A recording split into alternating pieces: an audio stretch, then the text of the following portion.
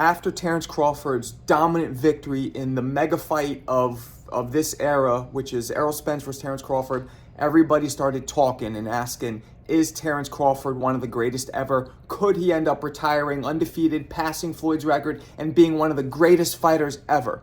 And that performance definitely put him on the right foot toward that direction. But I wanted to look at Floyd Mayweather, who is possibly the greatest fighter ever and was the greatest fighter, hands down, of the era right before him.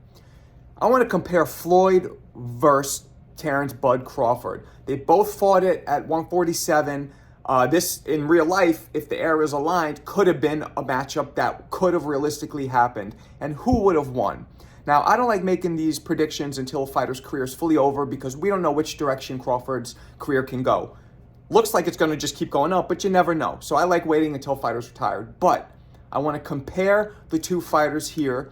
Look at sparring. Now, guys, I use sparring clips because I cannot use fights. If I use fights, the major networks will flag it and they'll remove it, and YouTube will also flag me and they'll take it down. So I like using sparring clips. But don't forget, sparring, I say this all the time, you see so much more in sparring than you could ever imagine. Yeah, sometimes guys are just working, but a lot of times you get a real feel for a fighter's style and their mistakes and what they do right and their defense and everything. So let's check out these two clips of Floyd sparring in his prime and Bud sparring in his prime, and let's see what we get. All right, so here you see Floyd with the blue gloves and his opponent with the black gloves. There, Floyd just throws a pole counter that misses. His opponent is jabbing. Floyd is keeping his distance. There is a classic waist movement with Floyd that gets him out of the way, and then he spins out. So Floyd seems to be very defensive-minded right now. Seems like Floyd's making little noises. Ooh, nice pole counter to getting ahead of his opponent. There is a classic shoulder roll, Philly shell, whatever you want to call it. The Floyd roll eludes both punches. Now Floyd's tying him up. He's talking. This was one of Floyd's few open sparring sessions that he allowed the media in there. So he's definitely showing out. He wants to leave a good mark.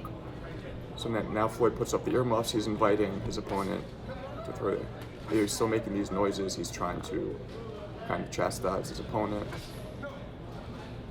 Oh, there he goes. He dips out. Classic Floyd defense with the low waist movement where he goes all the way down.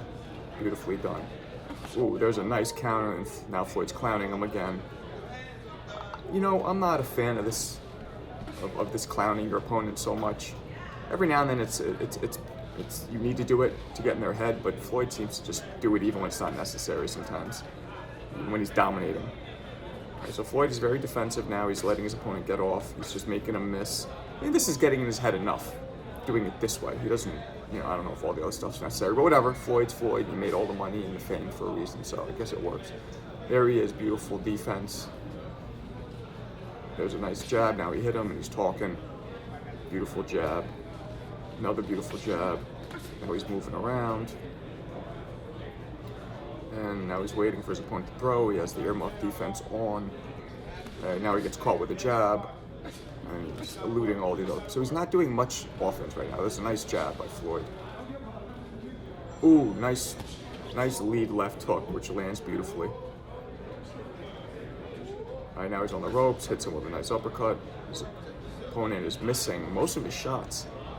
So now Floyd has that great defense where his shoulder's catching most of the punches, and then his right hand's catching any left hooks that come in. And he's able to swat away jabs with his right hand too. Just kind of parry them, push them off. Okay, there's a jab there to the body.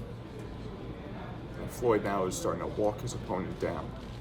Ooh, nice jab there. He just goes right there after he lands the jab. All right, now he's starting to talk to him again. Ooh, nice pull counter. So Floyd blocks the jab and throws a straight right counter, just does it twice. Now he's blocking, punches with his hand. Now he's doing some weird hand motion, kind of like what Zab did when Zab fought Floyd, as a matter of fact. Kind of throws the eyes off when a fighter does that. That's what that's for. And it's just a little like you're starting to feel yourself, a little bravado. Ooh, nice. So Floyd now starting to land that counter over the jab. consistently. So now Floyd is starting to walk forward. You see the momentum. Ooh, nice 1-2. So now he's starting to walk forward. The momentum changed. He had his opponent thinking he's gonna be retreating. Now he's walking forward. So he's really switching up the style, switching up what he's doing. All right. So now it's over. The opponent throws a lead left hook and misses, and Floyd yelled, "Hell no!" Ooh, nice jab. He says, "Take that." He hits him with the jab. Says, "Take that." So now Floyd's really starting to put it on him, and completely in a style shift. Now they're in the clinch. He's saying, "Hell no!" He's talking to him. He's getting in his head. There he says something about Pacquiao. Not really sure. Most people don't talk that much when they're sparring or fighting because, believe it or not, it takes out of you, takes some energy out of you to talk. Anybody ever tried jogging, for example, and talking to somebody while you're running? It's harder to do. But Floyd is such impeccable shape. It's okay. There's a nice jab lands by his opponent. Another jab. So a couple of those did land, even though Floyd's saying hell no. So he's trying to basically erase whatever his opponent actually did achieve. He's erasing that. Ooh, nice counter hook. Nice straight right. He's really starting to pick his opponent apart, and there he is blocking the opponent's jabs with his forearms. Beautiful work by Floyd. Now Floyd's chasing him down, coming at him. And now he tells the opponent, "You better not throw that." He's really getting in his head. Now his opponent's retreating the whole way. And Floyd's hitting him with nice jabs. So now the guys are yelling no holding in the doghouse because the guy's trying to hold. They say you gotta work. So Floyd's doghouse sparring is notorious. Ooh, nice 1-2 by Floyd. Jab to the body. That jab to the body sets up so much for Floyd over the years. It's a beautiful, highly underrated, underused punch in boxing. The jab to the body not only knocks the wind out of you, but it sets up so many more punches, mostly to the head. The doghouse sessions were known to go 5-6 rounds, no breaks, and no holding allowed. It was like jailhouse stuff. Ooh, nice shot. His opponent lands a shot, but Floyd counters. Ooh, Floyd's countering him nice, working off the ropes. That's very rare that a fighter can work that well with their back off the ropes and land so many shots. All right, and that ends the sparring for Floyd. All right, there's Bud, get ready to start sparring here. He's here in NYC, in my hometown. He's at Gleason's gym. There's Bomac right behind him. They're about to get it in now, get this work. All right, so there's Bud, obviously wearing the green camo. So now Bud starts off, he's fighting orthodox. He's fighting traditional, not southpaw, but orthodox. Landing jabs, he seems to be pressuring his opponent. He's heavy on the front foot right now. Bud, ooh, nice. Heavy on the front foot, and he's basically stalking his opponent. His opponent circling away. Nice couple body shots by his opponent. Bud's still coming at him. Nice jab by his opponent. Nice right hand by his opponent. So Bud is now not so heavy on the front foot anymore. Looks like now he's not stalking, but he's more boxing. He sticks his tongue out. Bud's staying in range. Nice lead straight right by Bud.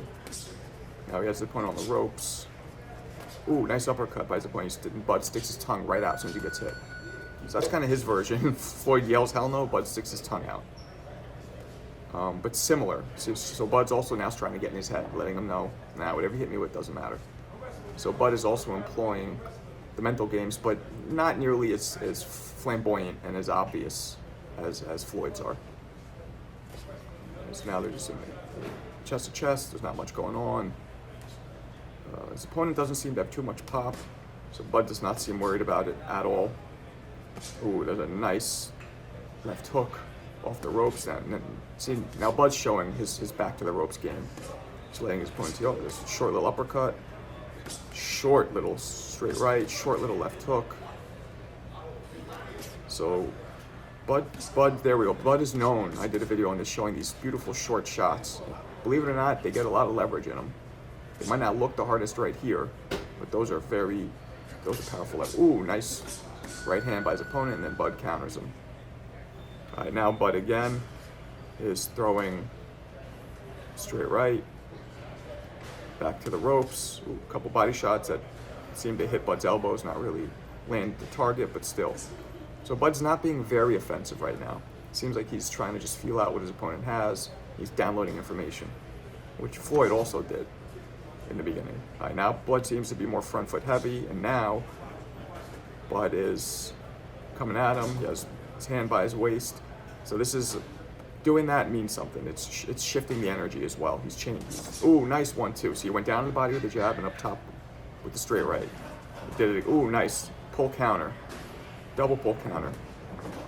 Double pull up, and now Bud just turned southpaw. And it looks like he's definitely heavier even now on the front foot than before as a southpaw. And he has a nice wide stance, almost like a karate, like a Bruce Lee stance. So this means he's trying to really dig down and throw power. So now his opponent's holding, so he must have felt a couple things he didn't like.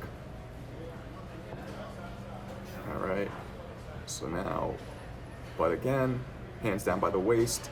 This really it says something mentally, like, I'm not scared of you and I'm coming at you. You'd be surprised how much body language plays a part when you're fighting, and how it changes you and the opponent's mind frame, energy levels. Ooh, nice counters by Bud. So Bud now is standing in the middle of the ring, and he's willing to exchange, and he's doing a lot of waist movement. So he's throwing and pulling back and coming forward. Whereas Floyd Mayweather ducks a lot at the waist completely, Bud does a lot of pullbacks. He does more subtle waist movements, a few inches back. And he keeps his head backwards. All right, so Bud's jabbing. Ooh, nice straight left to the body by Bud. He threw up top and then went down to the body. Now he's jabbing, so he really has his opponent retreating. You hear the shots. Bud's shots are very thumping. He's following him. Ooh, nice defense. Again, with that slight pull shift at the waist, he's able to elude a punch. Now Bud's, again, he's stalking him, heavy on the front foot. Nice jab, double jab. Again, the energy is very, very aggressive, almost like a bounty hunter. Ooh, nice. He has one on the ropes. Hard uppercut, which you just saw the thump in it. Ooh, nice. Another straight left to the body by Bud. And he's throwing it. Look at the distance he's keeping, because he has that front, those legs so wide. All right, and that concludes that spar. All right, so one thing we saw between both guys, which is a common denominator, which is the mind games, the intimidation. Both guys made sure to get in their opponents' heads. Floyd did it with just outright talking and flamboyant and being boisterous and just snapping on the guy and just playing him out and everything he could do, really trying to degrade him. Now, while some people don't like that tactic, it does work, especially when you're backing it up. So what Floyd did was Floyd started off, he's not landing that many punches, right? And especially Money Mayweather. Pretty boy Floyd would just obliterate people with speed and power. Money was more pot shots. And that alone wouldn't necessarily knock out an opponent's confidence, but the fact that you're mixing a few pot shots here and there with him getting in the opponent's head and being like, boom, boom, boom, yeah, here, I could do this anytime I want. Look at this mistake you just made. Look at this mistake you just made. Check out the speed I got. I could land this when I want. You can't hit. Oh, the fact that he combines the pot shots, accurate pot shots, consistent accurate pot shots with the mental warfare makes him very hard to beat and makes him really dominate his opponents in and out. Floyd had great defense. Floyd obviously does the very low waist movement and around, and he does that Philly shell or the Floyd roll. And Floyd is just a master in the ring. He has so much experience. Now, when you look at Bud Crawford, Terence also played the mind games, but he would do more subtle things like stick his tongue out or smile. That's a big one. And trust me, guys, there's something pretty deflating. I know this from experience, from being in there with somebody who you hit with your hardest shots and they just smile at you. And they're still coming and they have their own power. One of the biggest differences we saw is the power. Bud Crawford's shots made his opponent's bodies just shake. You saw the physical power, and you saw the physics actually landing, and it's just a harder punch. He throws shorter shots. Floyd Mayweather's shots actually are pretty short too, though. He does not throw looping punches, but his punches obviously lack the steam, the power that Bud's do. So that's a huge difference. Defensively, Floyd expends a lot more energy with his defense, and he's also more like a cat. He's more quick-like, in and out. He makes big steps in and out. But he doesn't get tired because Floyd's always been in tremendous shape. Bud Crawford is a lot more energy efficient with his defense. He just moves a few inches back. He just takes a step to the side. He's very efficient. And what they both did was they both let the opponents think that they're chasing them down and that they're retreating, and then they just flipped the energy in the script. Both of them did that. They went from retreating to then going on the front foot. Terence went on the front foot, and Terence had a much wider stance than Floyd. And Floyd just started going forward, putting up the earmuffs and going forward. But both tactics really break down an opponent, breaks down them mentally and makes them tired. When you're constantly retreating from somebody who's chasing you down and who you can't hit, that makes you tired. So there's a lot of similarities between Floyd and Terence Bud Crawford, but I want to know what you guys think.